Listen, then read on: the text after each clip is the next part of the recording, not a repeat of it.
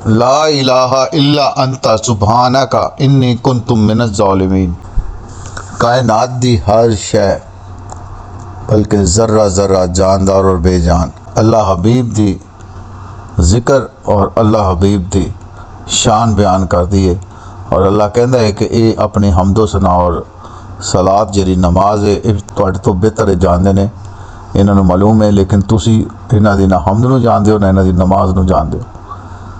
तो अगर इस हद तक कायनात के अंदर ये निज़ाम मौजूद है, फिर एक गुनाहगार इंसान नूं रब नूं राज़ी करने वास्ते की करना पेगा। अल्लाह करीम कुरान मजीद फुरकान मजीद च फरमाते हैं मेरे इसम की तस्बीह कर। फिर दोबारा अल्लाह करीम फरमाते हैं कि मेरी ज़ात की तस्बीह कर। ये जी तस्बीह जिक्र इसम है या तस्बीह ज़ात है, एक ही है, इत्ते गल करांगे। अस्सलाम वालेकुम रहमतुल्लाहि व बरकातहू। बाबा जी सहेली सरकार दे नाल मुलाकात का शर्फ होया तो बाबा जी दे कोलों मैं एक सवाल कर बैठा। मैं कि बाबा जी ये जेरे रमज़ान का आखिरी अशरा है ये अल्लाह ने अपनी मगफरत का रखा है कि उहदे कोल जेड़ा कोई मंगना चाहता है वो दे देगा। तो ये जरा मैनूं बाबा जी दसो तो सही कि इस रात नूं किस तरह पाया जा सकता है और ऐसी केड़ी नफल इबादत है जिहड़ी असीं करिए जेरे मुताबिक रब साडे ते राज़ी हो जाए। तो सलातो तस्बीह लोग पढ़ते हैं, क्या ये ठीक है? इहदा की मायने है, इहदा मतलब की है? बाबा जी कहते हैं पुत्र कुछ चीज़ां नोट कर ला। सब तो पहले रब दी जिहड़ी इबादत है उहदे दो तरीके ने, एक जिक्र दे नाल इबादत की जाती है, एक ज़ात दे नाल इबादत की जाती है। जिक्र की है, ज़ात की है, इंसान के उत्ते रब जो अपनी रहमत करता है तो उन्होंने अपना खलीफा बना के दुनिया से भेजता है। तो फरिश्ते तो वह जिक्र उन्होंने भी कर रहे थे। तो अल्लाह अपने हबीब के थ्रू सानूं दसदे वो भी कुरान च, वो भी अगे जाके तू देखेगा कि कायनात की हर मखलूक, पूरी कायनात, सिर्फ ज़मीन और आसमान, पूरी कायनात, हर मखलूक ते हर शय जानदार बेजान अल्लाह की ना सिर्फ तस्बीह कर दी है बल्कि अल्लाह की नमाज भी कायम कर दी है। और उन्होंने पता है ए मेरे हबीब तू ये चीज़ देखी हुई है, ये भी तुसीं अगे देखोगे। हुण असी एज ए मुसलमान जिन्हों रब की एक कदर वाली रात पानी है तो फरिश्तियां की इबादत जिन्हों असी नहीं समझते, कायनात के हर जै की नमाज जिन्हों असी नहीं समझते, या सानू वो समझ नहीं होएगी, या सानू रब के अज़कार दे नाल रब नूं खुश करना होएगा, या रब की ज़ात के हवाले नाल खुश करना होएगा। जिन्हों रब की ज़ात और रब की इसम के हवाले नाल साडी इन्फॉर्मेशन बेहतर हो जाएगी तो वो फिर साडी इबादत बेहतर हल जाएगी। वो अगली गुफ्तगू तुसीं हुण प्रोग्राम 'च देखोगे। बाबा जी कहते हैं पुत्र सब तो पहले तो सूरह कदर के उत्ते आ जा। औज़ु बिल्लाहि मिनश शैतानिर रजीम बिस्मिल्लाहिर रहमानिर रहीम। अल्लाह तो पनाह मंग लो सब तो पहले कि अल्लाह ताला सानू दुनिया के उत्ते इस जहाना के उत्ते जिहड़े शैतान ने उन्होंने तो महफूज रखे थे, अल्लाह बेहतर पनाह देने वाला है। फिर बिस्मिल्लाह पढ़ लो। फिर इस सूरह रब फरमांदा है यकीनन हमने इसे शब्बे कदर में नाज़िल किया। किनू? कुरान मजीद फुरकान हमीद। तो अल्लाह ने इंसान को समझाने वास्ते कि ये रात जी है, इस रात दे विच अल्लाह ने उतारिया कुरान और पूरे उत्ते अल्लाह जोर दे के कह रहा है यकीनन हमने इस शब्बे कदर में नाज़िल फरमाया। किसको? कुरान को। फिर जी दूसरी आयत दे विच आ कि ए बंदिया तू की समझदा है ये शब्बे कदर की है? अल्लाह इंसाना नाल मुखातब होकर कहना है कि तेनों नहीं पता ये शब्बे कदर की है? ये 1000 महीनों नालों बेहतर है, ये कई महीनों नालों बेहतर है। ये अल्लाह फरमा रहा है बंदियां नाल। पहले तो इत्थे तक आयो कि ये मतलब इहदा फैसला करना कदर का, जिवें कदर के मायने है कीमत दे, किसी चीज़ का मुआवजा करना, किसी चीज़ को किसी चीज़ नाल कंपेयर करना। पुराने वक्तां दे विच कदरां की हुंदियां सी? लोकी घर की गंदम देंदे सी, सब्जियां लै लैंदे सी, सब्जियां देंदे सी, कपड़ा लै लैंदे सी। एक चीज़ नूं दूसरी चीज़ की कदर दे नाल असीं तकसीम करते सी। तो अल्लाह ने यही दुनियावी मामला साडे उत्ते रख दिता है कि इहदी कदर नूं तुसीं नहीं जानदे कि यानी कि असीं अगर रब दे कोल जाना चाहते हैं, रब दे कोल रब दी जिहड़ी रहमतां वाल जाना चाहते हैं, तो इस रात जिहड़ी रब ने किसी भी नेकी की कदर सानूं देनी है और साडी सोच तो कई गुना उत्ते है। ये रब ने फैसला किया होया है, यह कोई पुछन दस्सण वाली गल नहीं है। यानी कि इंसान बंदा ये मखलूक जिहड़ी ज़मीन ते आ वो इस रात की कदर नूं नहीं पहुँच सकती। तो हुण अगे चलो। अल्लाह अगे फरमांदा है कि इस रात फरिश्ते ते रूहुल कुद्स ज़मीन ते आंदे ने हर काम वास्ते और वो अल्लाह के हुक्म के नाल उतरते हैं। मिन कुल्ली अमर, ਹਰ ਕਿਸਮ ਦੇ ਕੰਮ ਵਾਸਤੇ। ਅਗਰ ਕਿਸੇ ਦੇ ਹਾਂ ਔਲਾਦ ਦੀ ਕਮੀ ਹੈ ਤੇ ਅੱਲਾ ਉਹ ਵੀ ਪੂਰੀ ਕਰ ਸਕਦਾ ਹੈ, ਕਿਸੇ ਦੇ ਹਾਂ ਮਾਲ ਦੀ ਕਮੀ ਹੈ ਅੱਲਾ ਉਹ ਵੀ ਪੂਰੀ ਕਰ ਸਕਦਾ ਹੈ। ਸਿਰਫ ਇਸ ਜਹਾਨ ਦੀ ਕੁੱਲ ਕਾਇਨਾਤ ਵਾਸਤੇ ਜਿੱਥੇ ਜਿੱਥੇ ਜਿਹੜੀ ਚੀਜ਼ ਦੀ ਕਮੀ ਹੈ ਔਰ ਕੋਈ ਹੋਰ ਰੱਬ ਕੋਲ ਮੰਗਣ ਵਾਲਾ ਹੈ ਤੇ ਅੱਲਾ ਉਹਨਾਂ ਦੀਆਂ ਕਮੀਆਂ ਪੂਰੀਆਂ ਕਰ ਦੇਗਾ। ਲੇਕਿਨ ਉਸ ਮੰਗਣ ਦਾ ਤਰੀਕਾ ਵੀ ਅੱਲਾ ਅੱਗੇ ਦੱਸਦਾ ਹੈ, ਜਿਹੜਾ ਮੈਂ ਤੁਹਾਨੂੰ ਦੱਸਾਂਗਾ। ਸਭ ਤੋਂ ਪਹਿਲੇ ਪਤਾ ਤਾਂ ਲੱਗੇ ਕਿ ਰੱਬ ਕੋ ਮੰਗਣਾ ਕਿਵੇਂ ਆ। ਲੇਕਿਨ ਰੱਬ ਕਹਿੰਦਾ ਇਸ ਰਾਤ ਹਰ ਕੰਮ ਹੋਵੇਗਾ, ਖਾਲੀ ਗੁਨਾਹ ਨਹੀਂ ਮਾਫ ਹੋਣਗੇ, ਖਾਲੀ ਜन्नत नहीं लभेगी, खाली दोज़ख हराम नहीं होएगी, मिन कुल्ली अमर, हर किस्म दा अमर, हर किस्म दा जिहड़ी ना तू सोचिया ना मैं सोच। और यह रात सलामती हैगी है सुबह फजर वेले तक दी, यानी कि वो टाइम अल्लाह ने दस दिता मगरब तो लैके फजर के दरम्यान किसी भी वक्त कबूलियत का टाइम हो सकता। इस तो यही अंदाज़ा हो जाता है कि ये सारी रात ताक रात जिहड़ी आखिरी अशरे दियां ताक रातां जिहड़ियां ने 21वां रोज़ा, 23वां रोज़ा, 25वां रोज़ा, 27वां रोज़ा, 29वां रोज़ा, यह ताक रातां जिहड़ियां ने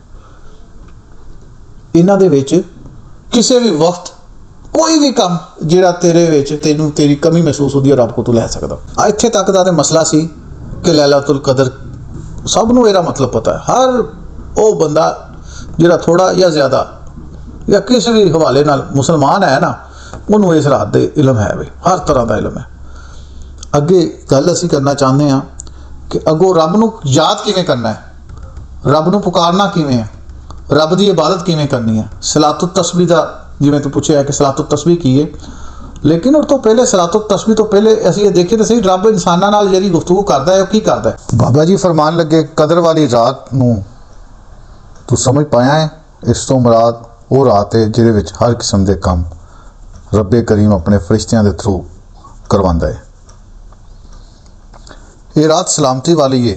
हुण गल समझ आई है, रब को मंगना वा ज़रा सोच समझ के दस की मंगना चाहिए। मैं कहा जी बाबा जी ये तो बड़ा सवाल तो यह है कि रब को मंगना किस तरह में।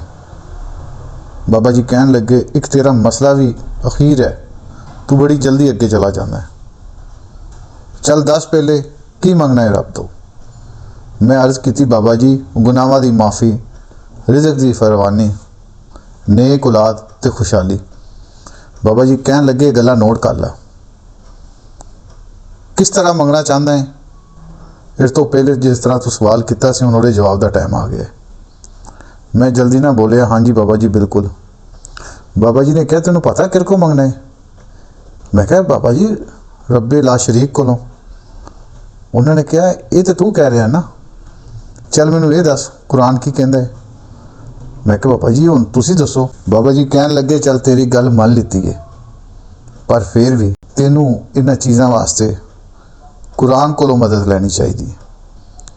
मैं कहा बिल्कुल बाबा जी। तो बाबा जी कहते ने 114 सूरतां दे विचों 12 सूरतां इंज दियां ने जिहड़ियां रब दियां तारीफ तो शुरू होंदियां पईयां ने, जिहदे विच रब दी तस्बीह ते रब दी अहमियत के हवाले नाल गल होंदी है, उसदी पाकीज़गी के हवाले नाल गल होंदी है, उसदी शान के हवाले नाल गल होंदी है। 7 सूरतां ते डायरैक्ट रब दी बारगाह दे विच रब दी सुबहान तो शुरू होंदियां ने। मैं कहा अच्छा जी। कहंदा ये फिर हुण हिसाब ला ला कि जी रब दी तस्बीह है वो इन्हां सूरतां ने स्टार्ट तो ही शुरू करती ने। तो तैनूं पता है 7 आसमानां ज़मीन ते कुल कायनात दे उत्ते सब तो वध के वधिया रब की तस्बीह कौन करता है। मैं कही बाबा जी तुसी दसो।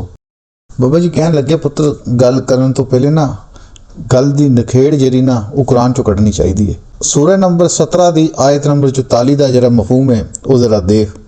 मैं जो देखा तो मैं बाबा जी की अगे अर्ज़ की कि अल्लाह फरमांदा है कि 7 आसमानां ते ज़मीनां दे विच जो कुछ भी है वो मेरी तस्बीह बयान करता है। इंज दी कोई शय नहीं है जिहड़ी मेरी पाकीज़गी ते तारीफ ना करदी होवे। लेकिन असल च इहदी तस्बीह दी तानू समझ नहीं है। रब बहुत वड्डा गफूर है ते बख्शण वाला है। ये रब अपने हवाले नाल कुरान च दस रहा है। फिर बाबा जी कहते ने सूरह 40 की आयत नंबर 7 का मफहूम जरा मैनू दस। मैं कि बाबा जी वही मैं देख लेंदा। फिर मैं उस टाइम खोलिया तो वो भी अल्लाह तबारक तआला फरमा रहे कि अर्श वाले जेरे फरिश्ते ने ते अर्श के इर्द गिर्द जेरे फरिश्ते ने वो रब की तस्बीह ते रब की हमद बयान करते हैं ते करी जाते हैं। नाले अर्श सांभिया होया उन्होंने ते नाले रब की तस्बीह ते हमद बयान कर रहे हैं।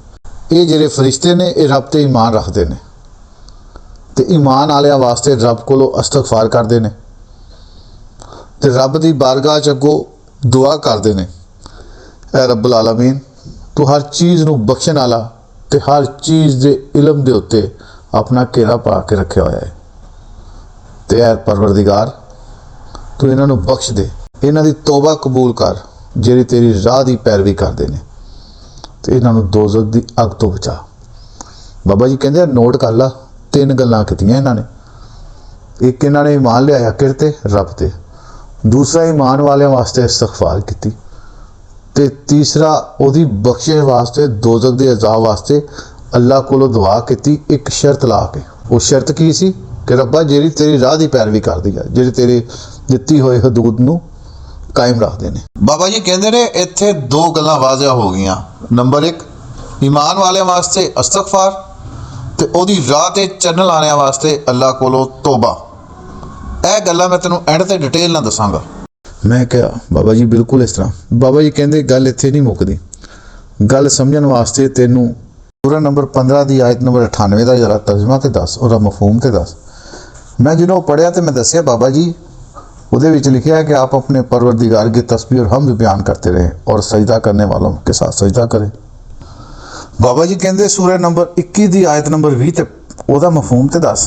और मफहूम जिन्हों मैं बाबा जी के अगे पेश किया और कुछ इस तरह का सी कि रब अपने बंदियां नाल मुखातब होकर कह रहा है कि वह दिन रात फरिश्तियां के हवाले नाल वो दिन रात रब की तस्बीह बयान करते हैं ਤੇ ਉਹਨਾਂ ਨੂੰ ਜ਼ਰਾ ਬਰ ਵੀ ਜਰਾ ਨਾ ਇਸ ਮਾਮਲੇ ਦੇ ਵਿੱਚ ਸੁਸਤੀ ਨਹੀਂ ਕਰਦੇ।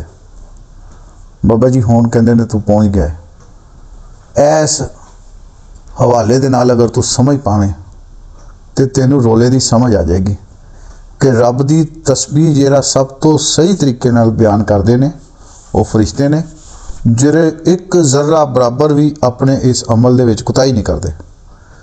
मैं क्या ये की होया? उन्हें कहा ये रोला हुण तेनू सूरह बकरा दी आयत नंबर कहते 30 का मफहूम पढ़ तो तेरी गल समझ आ जाएगी।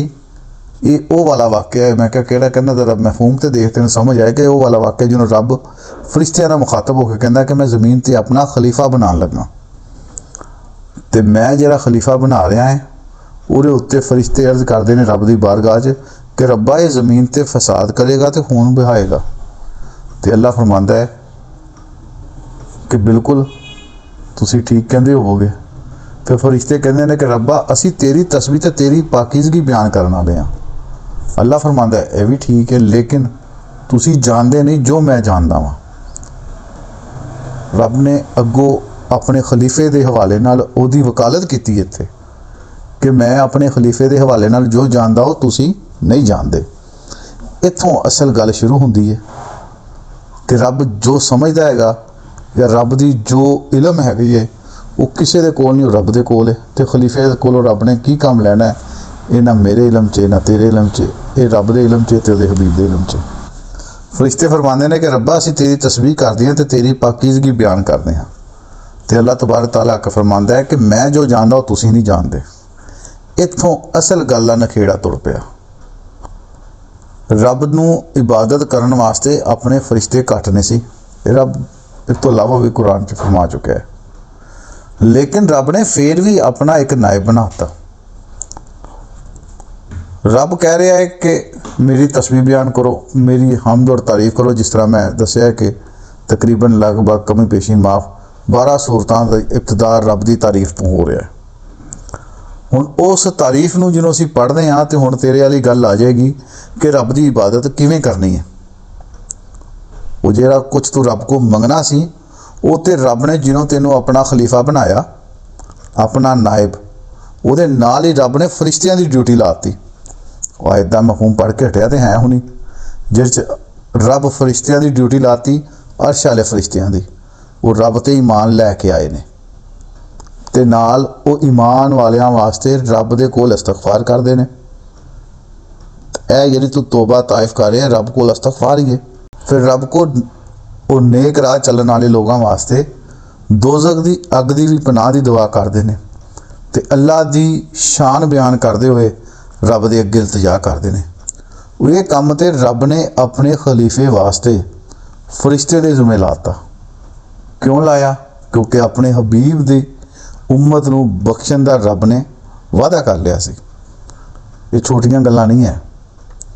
हुण वो जिहड़े फरिश्ते ने या कुरान अल्लाह नूं राज़ी करन वास्ते की बयान करदा है? अल्लाह दी तस्बीह। और अल्लाह दी तस्बीह किवें बयान की जाती है वो बयान करनी है इन्हां ताक रातां तों। ते वो जरा देख, ਉਹਦੇ ਉੱਤੇ ਹੁਣ ਜ਼ਰਾ ਤਵੱਜੋ ਕਰ, ਉਹ ਵੀ ਕੁਰਾਨ ਵਿੱਚੋਂ ਦੇਖ ਕਿ ਕੁਰਾਨ ਕੀ ਕਹਿੰਦਾ ਹੈ। ਫਿਰ ਅੱਗੇ ਚੱਲਦੇ ਹਾਂ। ਸੂਰਾ ਨੰਬਰ 15 ਦੀ ਆਇਤ ਨੰਬਰ 98 ਚ ਅੱਲਾਹ ਫਰਮਾਉਂਦਾ ਹੈ ਕਿ ਆਪਣੇ ਪਰਵਰਦਿਗਾਰ ਦੀ ਤਸਬੀਹ ਤੇ ਹਮਦ ਬਿਆਨ ਕਰ ਤੇ ਸਜਦਾ ਕਰਨ ਵਾਲਿਆਂ ਦੇ ਨਾਲ ਸਜਦਾ ਕਰ। यानी कि रब ने फरमाया कि अपने परवरदिगार यानी कि ज़ाते बारी ताला यानी कि रब दी ज़ात दी तस्बीह बयान कर, हमद बयान कर ते ओहदे अगे सजदा कर। सूरह नूर दे अंदर आयत नंबर 41 च अल्लाह ताला नबी करीम सल्लल्लाहु अलैहि वसल्लम नाल मुखातब होकर फरमाते हैं, अपने हबीब दे नाल रब फरमाता है कि ऐ नबी क्या तू नहीं देखा आसमान ते ज़मीन ते येरी मखलूक है ते पर फलाए जिहड़े उड़न वाले परिंदे ने अल्लाह दी तस्बीह दे विच मशगूल ने। हर एक दी नमाज ते तस्बीह इन्हां नूं मालूम है और लोग जो कुछ करते हैं अल्लाह तो बखूबी वाकफ है। सूरह नूर दी इस आयात दे विच समझ ला गल, तस्बीह बयान करना ते नमाज दो अलहदा चीज़ां ने। इस तो पहले अर्श वाले फरिश्ते जिहड़े कर रहे सी वो दो अमल कर रहे सी, एक रब ते ईमान लिया रहे सी ते एक मगफरत मंगते पे सी ईमान वालियां वास्ते ते नेक राह चलण वालियां वास्ते। ते इत्थे आके रब ने दसता कि तस्बीह बयान करते ने जर्रा जर्रा पूरी कायनात दा। और नबी करीम सल्लल्लाहु अलैहि वसल्लम के हवाले नाल रब कह रहा है, ऐ नबी आपने देखा नहीं? तो इस तो मुराद है कि वो चीज़ां अल्लाह ने अपने हबीब नूं दिखा दित्तियां होईयां ने। की चीज़ां? कि पूरी कायनात दे उत्ते सत्ता आसमानां ते ज़मीन ते जिहड़ी भी कुल मखलूक आ, ईवन कि जर्रा जर्रा रब दी तस्बीह ते रब दी नमाज पढ़दा है। यानी कि दो तरीके नाल रब नूं राज़ी करना है, एक तस्बीह ना, एक नमाज ना। और फरिश्ते कर रहे ने, हर चरिंद परिंद कर रहे हैं और रब कहता है इन्हां नूं अपनी तस्बीह दा ते नमाज दा बेहतर पता है, तुहानूं नहीं पता। जबकि सूरा नंबर 39 की आयत नंबर 75 च अल्लाह फरमाते ने, फरिश्ते अल्लाह दे अर्श दे इर्द गिर्द हल्का बन के अपने रब दी हमद और तस्बीह करते हैं। हुण आ जा गल, ये दो चीज़ां फरिश्ते करते हैं, नमाज ते तस्बीह दोवें बातां ने। फिर ईमान वालियां वास्ते ईमान दी हालत दे विच ते उन्हां दी नेक राह चलण वाले बंदियां वास्ते जिहड़े रब दी नेक राह ते चलदे ने उन्हां दे वास्ते इस्तगफार ते दोज़ख दे अजाब तो बचण दी दुआ करदे ने। हुण जिहड़ी रब दी इबादत है वो एक तस्बीह है, एक नमाज है, लेकिन अगे एक होर सिस्टम अल्लाह अपने बंदियां नूं दस रहा। अल्लाह फरमांदे ने कि मेरे अजीम नाम दी, बुलंद नाम दी, बेहतर नाम दी तस्बीह कर। सूरा 110 दी आयत नंबर 3 दे विच अल्लाह फरमांदे ने कि अपने रब दी तस्बीह करने वालियां दे नाल हमद के साथ और तो मगफरत मांग। बाबा जी फरमान लगे ने एक ज़ात दी इबादत है, एक ओहदे ज़ात दे इसम दी इबादत है। इन्हां दोवां इबादतां दे विच रब बंदे तो राज़ी हो रहा है। मैं क्या बाबा जी ये की है? बाबा जी फरमांदे ने, पुत्त इसम दी इबादत रब दे जिहड़े इसम हुसना है उन्हां दा नाम है, उन्हां दा जिक्र है, वो जिवें तुसीं करदे जांदे हो, रब नूं अच्छे अलकाब दे नाल जिवें याद करदे हो, अच्छे नामां नाल पुकारदे हो, रब दे अगे दलीलां दे दे के रब दे कोलों मगफरत दी दुआ मंगदे हो, वो रब दे इसम दी इबादत है, इसम दे थ्रू इबादत है। जिवें असीं कहता है अर्श दे मालक, ऐ दो जहानां दे मालक, वो एक लिमिट दे विच रहिंदे होए असीं रब दी तारीफ कर रहे। अर्श एक चीज़ है ना, ते अर्श दा मालक कहता, रब ते कायनात दा मालक भी है। फिर असीं कहंदे आ दो जहानां दे मालक, रब ते कुल कायनात दा मालक है। फिर असीं कहंदे आ ज़मीन और आसमान के मालक। फिर असीं कहंदे आ बारिश बरसान वाले बादलों के मालिक। ये रब दे तारीफी नाम ने। तो इन्हां दे जिन्हों तारीफ है ना, वो कुल तारीफ नहीं है, वो जुज़वी तारीफ है, तो वो इसम के हवाले नाल है। ये मंतकी गल है, शायद असीं गलत भी कहंदे होईए, लेकिन दूजी रब की ज़ात है, ज़ात रब की कुल है। रब कुरान च मुख्तलिफ मुकामात ते फरमांदा है कि कुल हु अल्लाहु अहद, कह दो कुल हु अल्लाहु अहद, कि अल्लाह एक है, अल्लाह समद है। तो फिर अल्लाह दियां जेहड़ियां खूबियां बयान करते करते अल्लाह की ज़ात का जिहड़ा एक तसव्वुर पैदा होंदा है ना, वो ला शरीक अल जाता है। जिहड़ा कोई शरीक नहीं, वो रब है। पूरी कायनात नूं जिहड़ा पालनहार आ वो रब है। हर चीज़ का जिहड़ा खालिक है वो रब है। ये ज़ात है, ये ज़ात की इबादत है। जिहड़ा सजदा है ना नमाज दे विच, जिवें रब कहंदा है कि पूरी कायनात की हर चीज़ मेरी तस्बीह भी बयान करदी है तो मेरे अगे नमाज भी पढ़दी है। नमाज किस तरह है? नमाज दे विच क़याम है, रकू है तो सजदा है। तो सजदा अल्लाह की ज़ात तो इलावा किसी अगे नहीं। तारीफ शायद असी एक दो बंदियां दी इधर उधर कर भी दईए। असी वो कहंदे वो बहुत सही है, सही तो रब हैगा।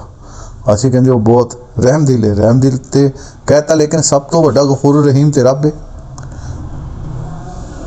बहरहाल इन्हां दोनों इबादतां दा मरकज़ रब है। वो बेशक तस्बीह की सूरत च होवे ते सलात की सूरत च होवे।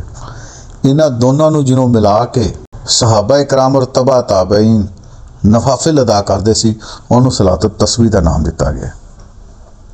ये सलातुत तस्बीह मुख्तलिफ मकामात और मुख्तलिफ हवालियां नाल पढ़ी जाती सी, रब नूं राज़ी करन वास्ते।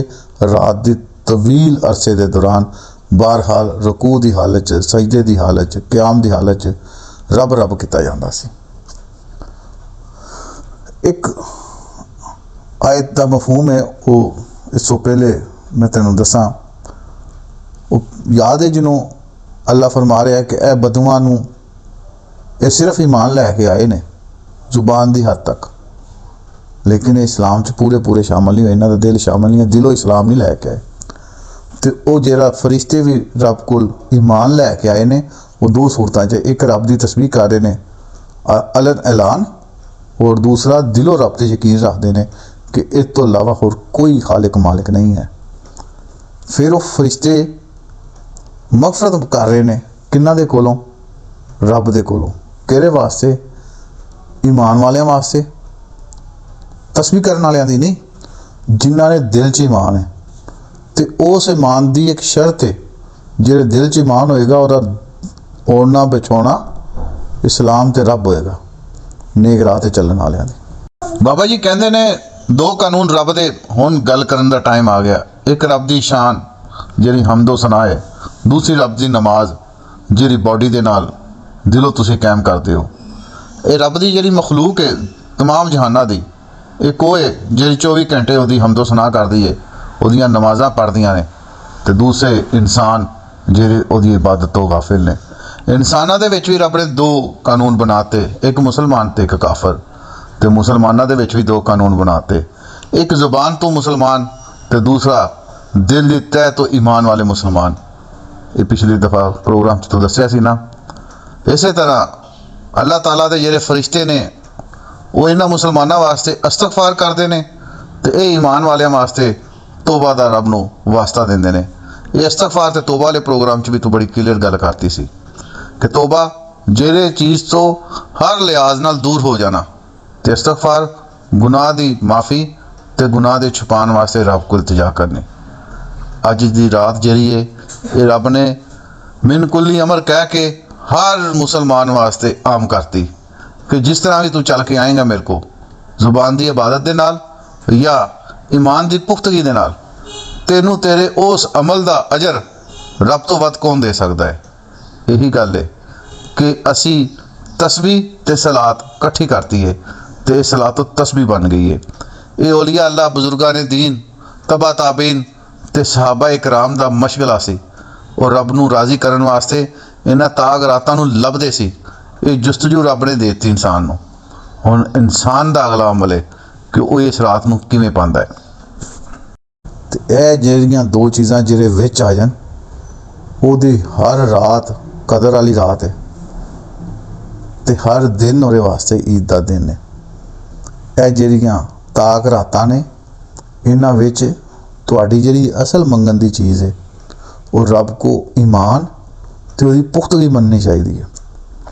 ਰੱਬ को ईमान ਤੇ ਉਹਦੀ ਪੁਖਤਗੀ ਮੰਨਣੀ ਚਾਹੀਦੀ ਹੈ, ਪੁਖਤਗੀ ਮੰਗਣੀ ਚਾਹੀਦੀ ਹੈ। ਅਸੀਂ ਇਹ ਦੁਨੀਆਵੀ ਲਜ਼ਤਾਂ ਦੇ ਵਿੱਚ खुशहाली है रिज़क तो ये वो मंगते हैं, जद कि जेडे तेरे छोटे छोटे मसाइल है ਉਹ ਤੇ ਨਬੀ ਕਰੀਮ ਸੱਲੱਲਾਹੁ अलैहि वसल्लम ਦੀ ਵਜ੍ਹਾ ਤੋਂ ਉਂਝ ਹੀ ਮੁੱਕ ਜਾਣੇ ਨੇ। ਔਰ ਤੇ ਰੱਬ ਨੇ ਫਰਿਸ਼ਤੇ ਲਾਏ ਹੋਏ ਨੇ, ਐਵੇਂ ਨਹੀਂ ਰੱਬ ਨੇ ਤੈਨੂੰ ਆਪਣਾ ਖਲੀਫਾ ਬਣਾਤਾ। ਤੇ ਰੱਬ ਨੇ ਜਿਹਨੂੰ ਤੈਨੂੰ ਖਲੀਫਾ ਬਣਾਇਆ ਹੈ ਤੇ ਰੱਬ ਕੋਲ ਦੁਆ ਕਰਕੇ ਰੱਬਾ ਅਸੀਂ ਤੇਰੇ ਖਲੀਫੇ ਬਣ ਸਕੀਏ, ਤੂੰ ਸਾਨੂੰ ਆਪਣੇ ਖਲੀਫਾ ਬਣਨ ਦੀ ਤੌਫੀਕ ਅਤਾ ਫਰਮਾ, ਮਦਦ ਕਰ ਸਾਡੀ। ਅਸੀਂ ਉਸ ਬੋਝ ਚੁੱਕਣ ਦੇ ਕਾਬਲ ਨਹੀਂ ਅਗਰ ਤੂੰ ਸਾਡੀ ਰਹਿਨੁਮਾਈ ਨਾ ਕਰੇ, ਅਗਰ ਤੂੰ ਸਾਡੇ ਉੱਤੇ ਰਹਿਮਤ ਨਾ ਕਰੇ। ਹੁਣ ਇਹਨਾਂ ਗੱਲਾਂ ਦੇ ਨਾਲ ਤੂੰ ਦੇਖੇਂਗਾ ਜਿਹੜੀਆਂ ਅਸੀਂ ਪਿੱਛੇ ਕੀਤੀਆਂ ਨੇ, ਤੇ ਰੱਬ ਦਾ ਜਿਹੜਾ ਅਫਜ਼ਲ ਜ਼ਿਕਰ ਹੈ ਉਹ ਲਾ ਇਲਾਹਾ ਇल्लल्लाह, यानी नहीं है कोई इबादत के लायक मां सवाए अल्लाह दे। और ਉਹਦੇ ਨਾਲ ਅੱਗੋਂ ਜੋੜ ਲਾ कि रब तू बड़ा ही सुभान है, बड़ा ही पाक है, बड़ा ही अजीम है, बड़ा ही उच्चा है, सब तो आला दर्जा कायनात का तेरा है।